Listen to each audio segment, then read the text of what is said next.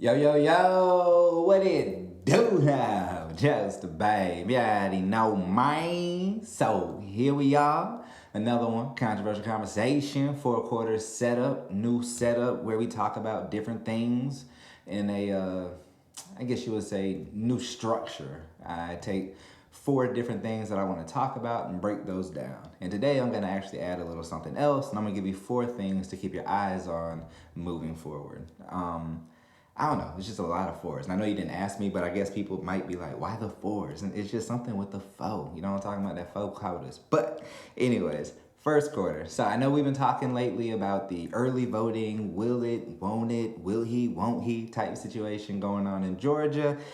And man, there was a crazy little saga. So, first and foremost, let me go ahead and give you a little backstory. So, there's this wild ass clause that makes it to where you can't have early voting on a certain Saturday if it is, precipitated by a holiday or if there's a holiday after it. So, if that Thursday or Friday might be a holiday or if that Monday might be one, then you can't have early voting on that Saturday and it has to go to the next official business day, right? So, there was a holiday that I guess Georgia isn't really proud of anymore because they don't actually call it the holiday it used to be, which was Robert E. Lee punk ass birthday. But now it's just, I guess, a state holiday. And with that being on that Friday, with also Thanksgiving being the Thursday, they were going to make it to where we could not have early voting this Saturday, the 26th. Now, what happened was Warnock campaign said, you know what, damn that.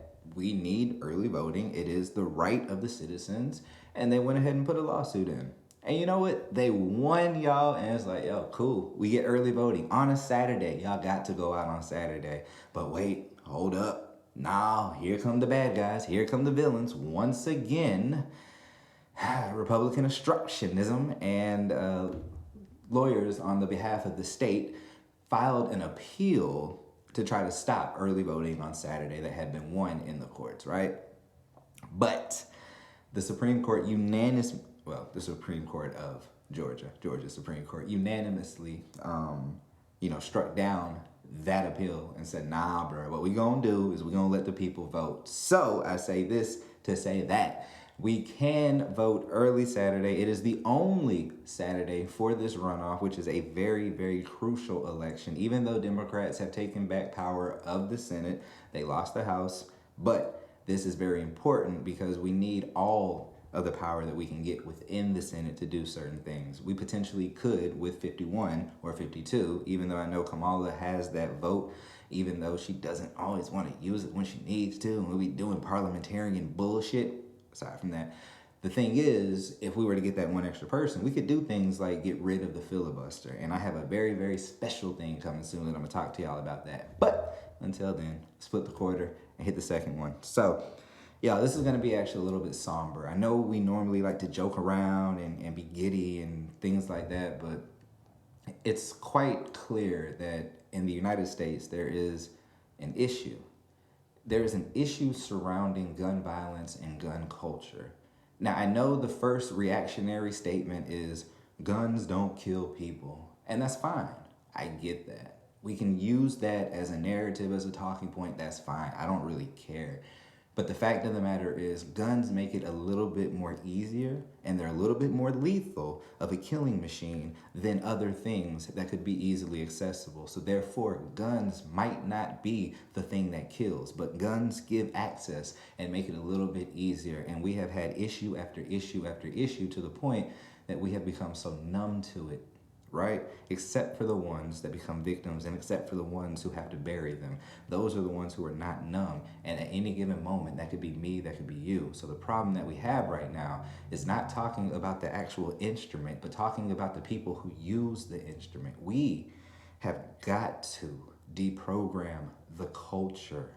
We are so fascinated with shoot 'em up movies and drill music and the outlaw and the renegade cop and all of these crazy tropes and stereotypes that has now turned into a caricature of America. But it's playing out. Does life imitate art or does art imitate life? At what point does it become seamlessly blended together? I guess at this point now, because at any given moment, anywhere in the United States, another mass shooting can happen. And we're seeing that because I was going to talk about the one that happened at the nightclub.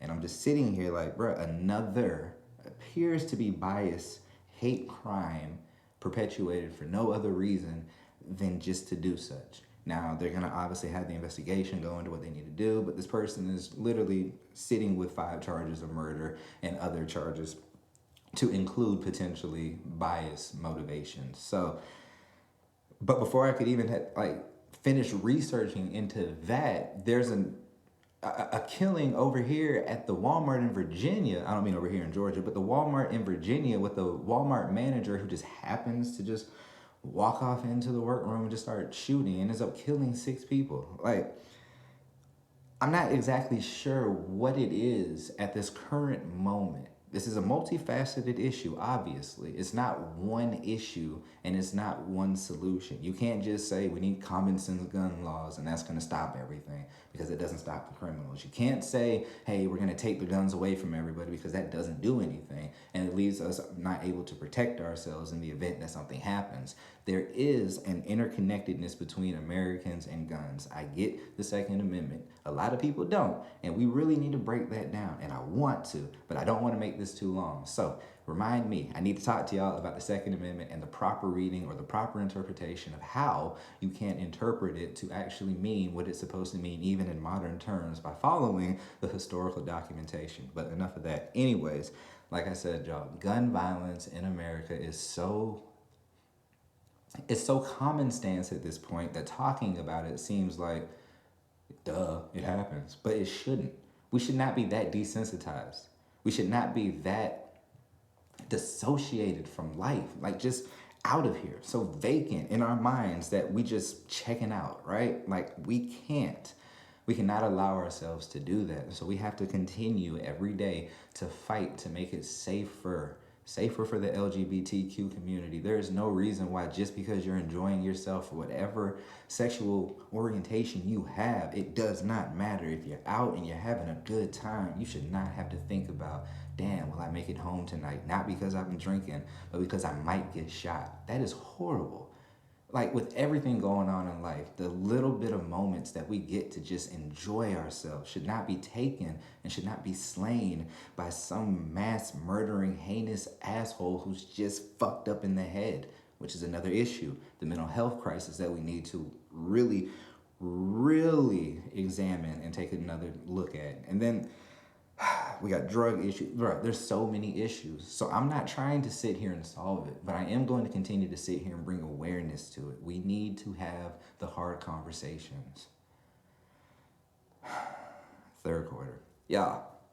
So this is weird. All right. So I was watching this show on Netflix. Shouts out to Mom, letting me use your Netflix account. I'm probably going to end up getting canceled by Netflix because they heard that. But anyways, so I was watching the show Mo, right? Really dope show. It is an amazing tribute to the city of Houston, and it's just like a love letter to all of the culture that surrounds it. And it's me, somebody who grew up in that Houston takeover kind of like movement and stuff like that. I'm talking to Mill and Thug and Mike Jones, Paul Wall, Bun B, UG, like all of that was so dope to me. So watching the show, listening to the track list, everything was just really, really reminiscent of a great time period for me. So I really enjoyed the show, but it was actually dope. Had some great, messages and stuff like that. Plus my dog, Toby and Nigway, is in there, and he's just funny as hell in the show. So anyways, so I'm watching it, you know what I'm saying? I finished, I think, like 6 of the episodes, about 28 minutes. I think we got 2 more left. But the next morning, as I'm going to work, I do a little commute, and I look at my Spotify playlist, and it does random mixes. It'll be like daily mix 1, 2, 3, and 4. And the daily mix that it had for me, that was like the number one that was sitting there was filled with nothing but Houston takeover music. I'm talking throwback stuff, Charlie Boy Candy. I'm talking old school Houston swang, slabbed out music, draped up, dripped up, all that, right? And I'm sitting here like, hold up. I haven't been listening to this music lately. I haven't been talking about this music lately. And I'm trying to figure out, wait, I just got done.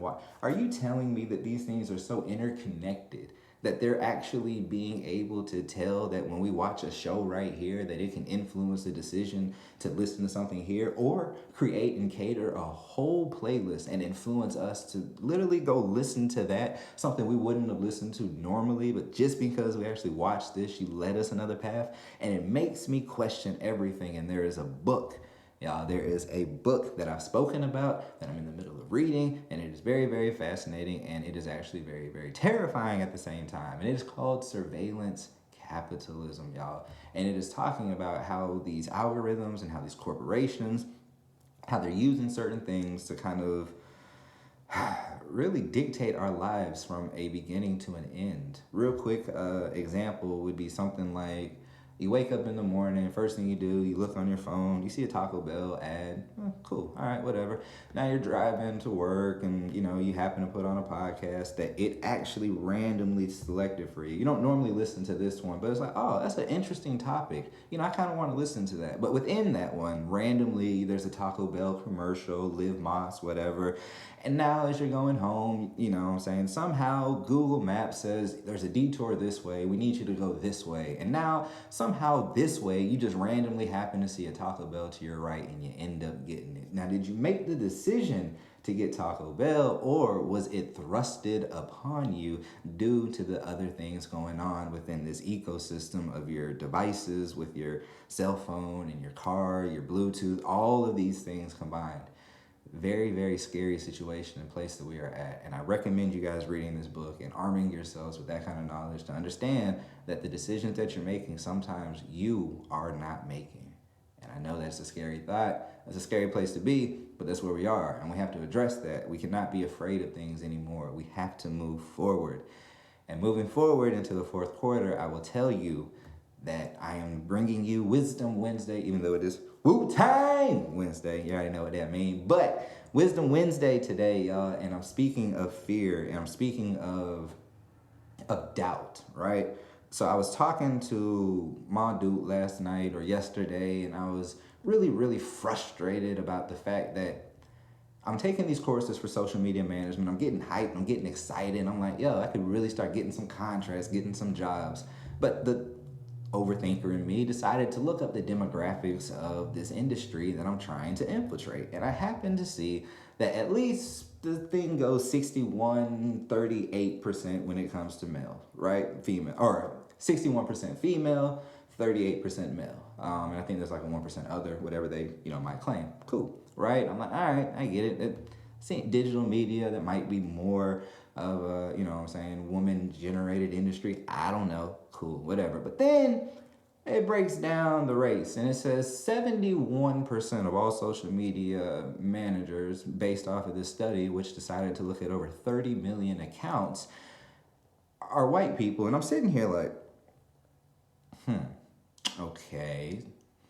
All the way down at the bottom, 4.6% of all social media were black. So within that 4.6, there's still that 61-38 probably. I know it's not going to be the exact same numbers. It could be a little bit different, could be a little skewed better or worse, whatever. But there's still an insurmountable kind of leap right there just with the gender gap. But then you think about like 4.6%, bro. That is ridiculous. So it got me very, very discouraged, demoralized. And I'm like, man, damn this shit. I ain't finna fucking do this. But then I started realizing that, is that me being afraid of a challenge? Is that me being scared to move forward in something that I've actually committed myself to, and that self-sabotage is starting to come back in? Yeah, it was. There is nothing wrong with you jumping into what we call oversaturated fields. If there is a field that you feel, one, is insurmountable due to the demographics, or two, is just huge, like being a rapper and being all these other kind of things that it feels like just so many people do or whatnot, it doesn't matter, because what separates you from everybody else is that thing inside of you that made you decide to do that thing. There is a different beast inside you and inside them, and you have to find your beast. It doesn't matter how many people are in that field. If you want to be a rapper, go for GOAT. If you want to be a basketball player, be Jordan. It doesn't matter how many people there are. What matters is, what do you do? What do you do with your gifts, with your talents? So for me, I realize I'm dope at this branding thing. I get it. I understand how to take certain things and make people want to see more of it.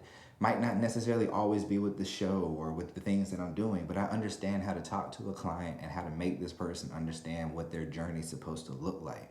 And I'm dope as fuck at that. So for me, it doesn't matter if 71% of all the people in this industry that I'm trying to get into are white. And it doesn't matter that at least damn near twice as many people, you know what I'm saying, are women. Doesn't even matter to me because I am dope as hell. And the things that I provide are things that no other person can provide. And that is wisdom that I have been able to, I guess, just accumulate going through these things. So I need y'all to know that on Wisdom Wednesday, do not be afraid to jump into an oversaturated pool. I'm telling you, just keep going. If there's something that you want, there's something you believe in, do not stop and keep going.